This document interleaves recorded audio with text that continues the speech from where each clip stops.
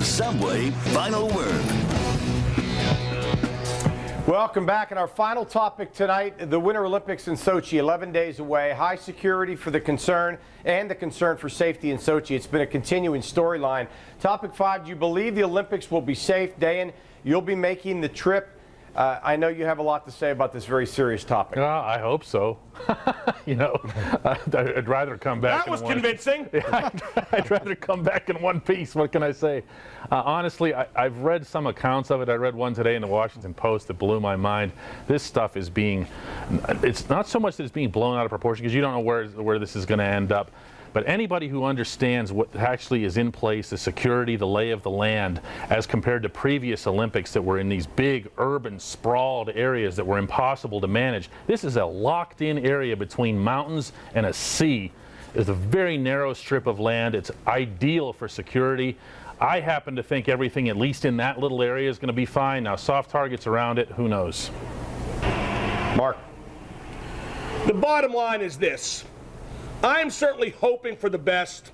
I'm not expecting the worst. You hear a lot of rumors about black widows and so forth, but usually nothing happens. But unfortunately, sometimes it does. The games should never be in Russia in the first place. They trample on human rights.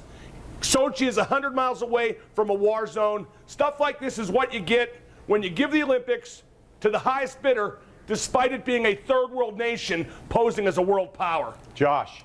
Yeah, I certainly hope and pray everything goes safely for everyone in Sochi, but the fact that we're talking about it this much, if nothing less, is very disturbing, and it's taken away completely from the Olympics, which I don't think is the point of the Games. Maybe it's time to have every Winter Olympics in Switzerland or something, I don't know, but I agree with Mark. I don't think Russia should be hosting an event like this. It's quite clear that they might not be equipped to handle it, given all that we've heard in the last few weeks.